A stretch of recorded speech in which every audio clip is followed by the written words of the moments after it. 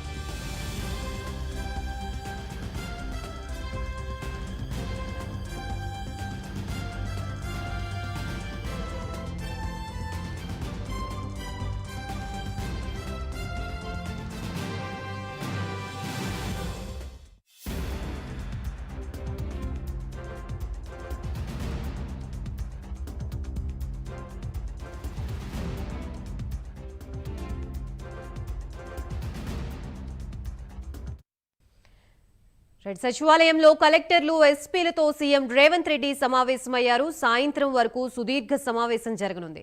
9 అంశాలపై అధికారులతో సీఎం చర్చించనున్నట్లుగా సమాచారం. ప్రజాపాలన, ధరణి, వ్యవసాయం, విద్య, వైద్యం, వన మహోత్సవం, మహిళా శక్తి, శాంతి భద్రతలు, డ్రగ్స్ నిర్మూలన వంటి కీలక అంశాలపై రేవంత్ రెడ్డి సమీక్ష నిర్వహించనున్నట్లుగా తెలుస్తోంది. ప్రస్తుతం ఇదే అంశానికి సంబంధించి మనకి పూర్తి అప్డేట్స్ ఇవ్వడానికి మా ప్రతినిధి చందు సిద్ధంగా ఉన్నారు. చందు, చెప్పండి, సచివాలయంలో జరిగే ఈ కీలక సమావేశంలో ఎవరెవరు పాల్గొనబోతున్నారు, అలాగే ఏ అంశాలపై చర్చించే అవకాశం ఉంది? గాయత్రి, కొద్దిసేపటి క్రితమే సచివాలయంలో ముఖ్యమంత్రి రేవంత్ రెడ్డి అధ్యక్షతన సమావేశం స్టార్ట్ అయింది. సమావేశానికి కలెక్టర్లు, అదేవిధంగా సిపిలు, ఎస్పీలు, జిల్లా ఎస్పీలు కూడా హాజరయ్యారు. సిఎస్ కూడా పాల్గొన్నారు. ముఖ్యంగా చూసినట్టే 9 అంశాల ఎజెండాతో కూడా ఈరోజు సమావేశం కొనసాగబోతుంది.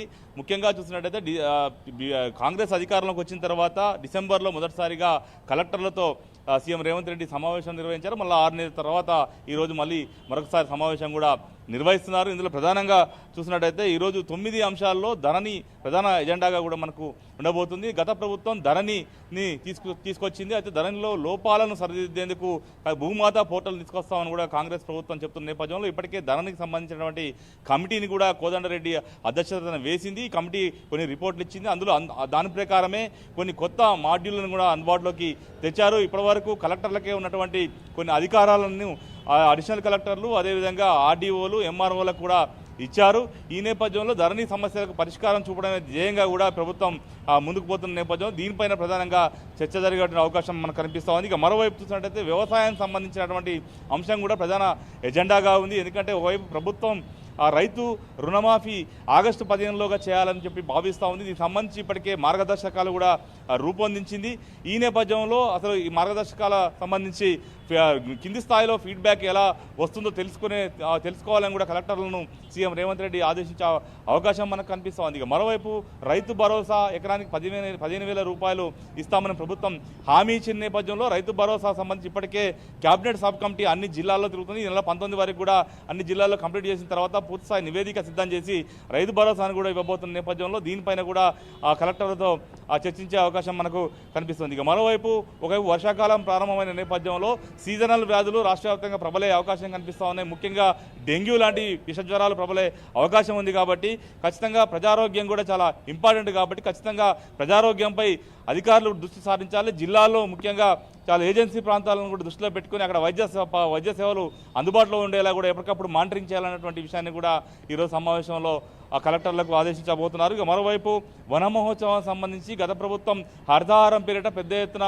మొక్కలు నాటింది. ఈ కాంగ్రెస్ ప్రభుత్వం వచ్చిన తర్వాత హరితహారాన్ని పేరు మార్చి వన మహోత్సవంగా చెప్పింది. ఈ నేపథ్యంలో వర్షాకాలం కాబట్టి ఖచ్చితంగా ఆ చెట్లను పెద్ద ఎత్తున నాటేలా చర్యలు తీసుకునే విధంగా కూడా అధికారులకు ఆదేశాలు ఇవ్వబోతున్నారు. ఇక మరోవైపు చూసినట్టే లా అండ్ ఆర్డర్ సంబంధించి ఇప్పటికే ప్రతిపక్షాలన్నీ కూడా చాలా పెద్ద ఎత్తున ఆందోళన చేస్తున్నాయి. కాంగ్రెస్ ప్రభుత్వం వచ్చిన తర్వాత శాంతి భద్రతలు క్షీణించాయంటూ కూడా ఇప్పటికే ఇటు బీఆర్ఎస్ కావచ్చు అటు బీజేపీ పార్టీ విమర్శలు చేస్తున్న నేపథ్యంలో ఇప్పటికే లా అండ్ ఆర్డర్ పై పూర్తి స్థాయిలో దృష్టి సారించాలని చెప్పి కూడా అధికారులను ఆదేశించబోతున్నారు. ఎందుకంటే ఇప్పటికే రాష్ట్రంకి హోంమంత్రి అయితే లేడు, ప్రస్తుతం ఆ శాఖ సీఎం రేవంత్ రెడ్డి దగ్గరే ఉంది కాబట్టి ఈ ప్రస్తుతం ఆయన చూస్తున్నారు కాబట్టి రాష్ట్రంలో శాంతి భద్రత విషయంలో మాత్రం చాలా స్ట్రిక్ట్గా వ్యవహరించాలని కూడా పోలీసు అధికారులను ఆదేశించే అవకాశం కనిపిస్తోంది. ఇక మరోవైపు చూసినట్టయితే మాదక ద్రవ్యాల వ్యతిరేక ప్రచారాన్ని కూడా ముమ్మరం చేయాలని కూడా ఈ సమావేశంలో పోలీసు అధికారులు చెప్పబోతున్నారు. ముఖ్యంగా చూసినట్టయితే రాష్ట్రంలో ఈ గంజాయికి సంబంధించినటువంటి ఇష్యూ ఏదో దగ్గర మనకు కనిపిస్తూ ఉంది. ముఖ్యంగా చూసినట్టు నిన్న కూడా పెద్ద ఎత్తున రాజేంద్రలో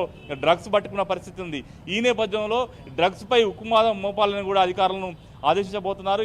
ఎందుకంటే ఇప్పటికే ఇద్దరు సీఎంలు చంద్రబాబు నాయుడు అదేవిధంగా రేవంత్ రెడ్డి భేటీలో కూడా ఈ అంశం ప్రధాన చర్చకు వచ్చింది.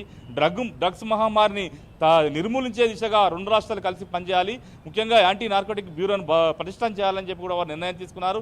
ఈ విషయంలో ఇరు రాష్ట్రాలు కూడా ఒకరినొకరు సహకరించుకోవాలని కూడా ఒక డిసైడ్ అయిన నేపథ్యంలో ఖచ్చితంగా దీనిపైన ఉక్కుపాదం మోపేలా చర్యలు ఉండాలని కూడా ఇటు పోలీసు అధికారులను ఆదేశించే అవకాశం మనకు కనిపిస్తోంది. ఇక మరోవైపు చూసినట్టయితే మహిళా శక్తి విద్యా సంబంధించిన అంశం కూడా ప్రధానంగా చర్చకు రాబోతుంది.